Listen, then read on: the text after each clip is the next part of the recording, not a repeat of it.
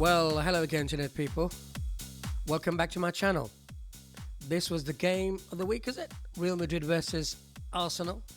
And looking at the two teams, right, I got to say, Real Madrid have some real stars in the game, but you have to win your game. And I think in the way Arsenal play, you have to beat them because they're very organised. I think, from watching this game, I would say that Arsenal are the team.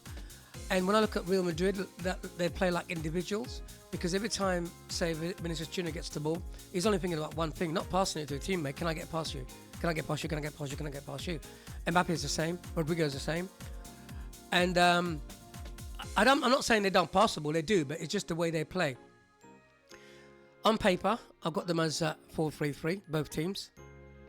So what did Real Madrid try to do in possession of the ball? What they tried to do is, here as you can see, their shape is a 2-3-5.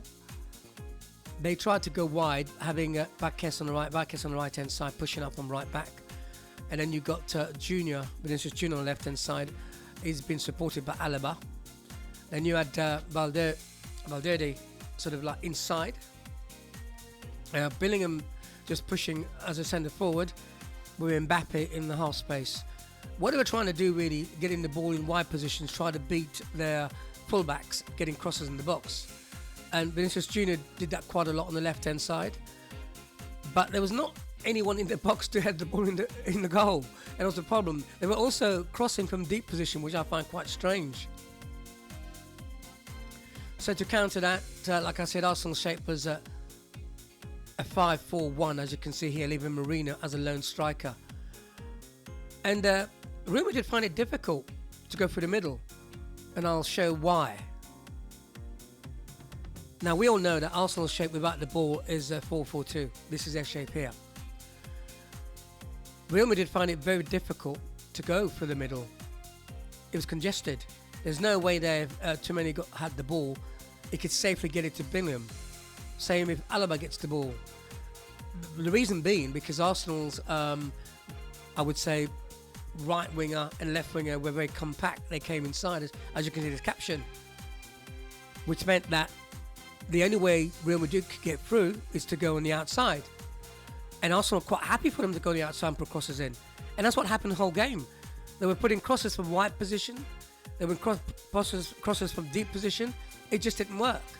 Going over the top, it just didn't work. Of course, we had the first goal by Saka. We talk about the penalty. Yes, people saying he missed the penalty. He didn't miss the penalty. The goalkeeper saved it. But he tried what he tried. Didn't work. And he carried on. And his goal was a wonderful goal. They built up play slowly. Marino on the ball. Little ball in between the defenders. There he was to chip it over the goalkeeper. Wonderful goal. Then we know Saliba made one mistake. Didn't know that Vinicius Junior was around him. And 1-1. And the second goal from Arsenal was from a counter-attack. Real Madrid trying to push forward, left gaps, and basically Martinelli got in. Wonderful goal again, made it 2-1 to the Arsenal. Arsenal deserved this win. They just, in this game, I felt Real Madrid played into Arsenal's hands. They could have just kept the ball at the back and see what Arsenal did. If Arsenal came hunting for the ball, then try to play around them. But Arsenal did not give them a chance to counter-attack. It's weird, because prior to this game, Arteta was saying that, yeah, we're going to play the same way we did in the last game. Never. He was never going to do that. You're 3-0 up. You're going away to Real Madrid. You're going to play open? Nah. He didn't do that. Low block and do not give away any transition. It's exactly what they did. And they came away as winners, 2-1 winners. Now, their next game, of course, Partey is suspended for that game. A silly yellow card he got, silly, but he did it. Arsenal will have to deal without him, play without him, I should say, against Paris Saint-Germain. That's going to be interesting because Arsenal already beaten Paris Saint-Germain. That game does not matter. The Arsenal next games, of course, against Ipswich. They're not thinking about Paris Saint-Germain now. He will deal with Arteta will put a plan in place to deal with Paris Saint-Germain.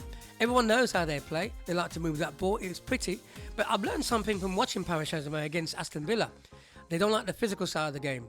They do not like it. So that would be interesting because I felt in this game Arsenal were quite physical because if you look at their players, Vinicius Junior, when he closes you down, he's not trying to slide tackle. He wants to nick the ball off you and go.